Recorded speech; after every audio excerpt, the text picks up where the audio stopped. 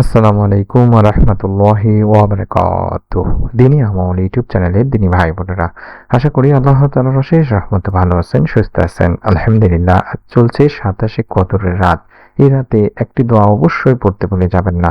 আল্লাহ তাআলা চাহে তো এই দোয়ার উসিলায় আপনার জীবনের সমস্ত গুনাহ ইনশাআল্লাহ মাফ হয়ে যেতে পারে। তাই অনুরোধ করছি ভিডিওটি মনোযোগ দিয়ে দেখুন। শয়তানের প্ররোচনায় পড়ে মানুষ আল্লাহর অবাধ্যতায় লিপ্ত হয়ে গুনাহ করে ফেলে, কিন্তু গুনাহ হয়ে গেলে একজন মুসলমানের প্রথম কাজ হলো তওবা করা। অর্থাৎ তওবা মানে গুনাহ থেকে প্রত্যাবর্তন করে আল্লাহ তাআলার কাছে ফিরে আসা। আমরা এই রাতে তাই একটি তওবার দোয়া শিখব। ছোট্ট দেখে দেখে পড়লেও হবে, সমস্যা নেই ইনশাআল্লাহ।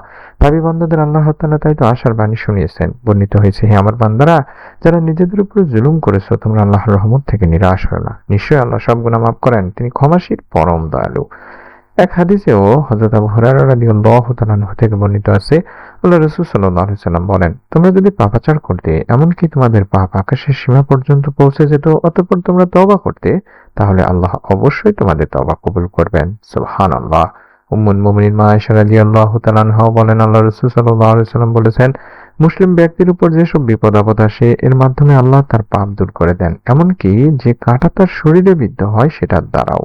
তাই বুখারী শরীফের হাদিস থেকে বুঝতে পারলাম, আমাদের গুনাহ যদি হয়ে যায় কিংবা আমরা যখন কোনো বিপদে পড়ব, তখন মনে রাখবো আল্লাহ তাআলা এর মাধ্যমে আমাদেরকে কোনো না কোনো বিপদ থেকে, বড় বিপদ থেকে রক্ষা করছেন।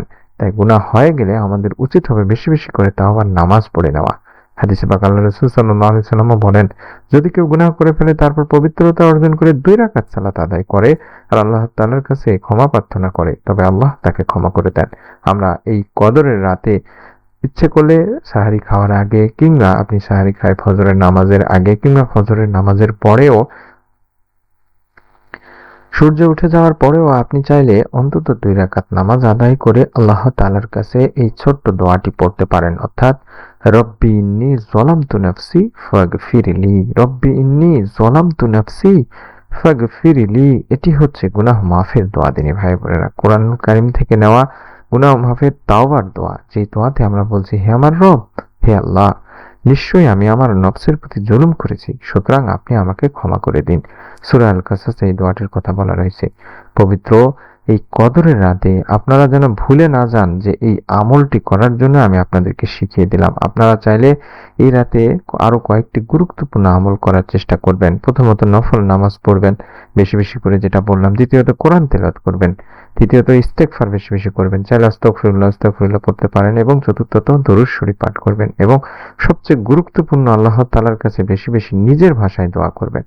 চাইলে আল্লাহুম্মা ইন্নাকা আফুউন তুহিব্বুল আফওয়া ফা'ফু আননি, এই দোয়াটি পড়তে পারেন। অথবা বাংলায় বলতে পারেন, আল্লাহ, আপনি তো ক্ষমা করতে ভালোবাসেন, আপনি ক্ষমাশীল, দয়াশীল, আপনি আমাকে ক্ষমা করে দিন। এভাবে বলতে পারেন। আশা করি আল্লাহ আপনাকেও মাফ করে দেবেন। আপনার নিয়ত যদি সহি থাকে, আল্লাহ তাআলা আপনাকে নিরাশ করবেন না। তাই অনুরোধ করছি, আমলটিকে নিজে করুন। সঙ্গে সঙ্গে যখনই দেখছেন তখনই আপনার নিকট আত্মীয়স্বজনদের কাছে ভিডিওটি শেয়ার করুন। নতুন এরকম আমলের ভিডিও পাওয়ার জন্য চ্যানেলটির সঙ্গেই থাকুন। সকলে ভালো থাকুন, সুস্থ থাকুন। আসসালামু আলাইকুম ওয়া রাহমাতুল্লাহ।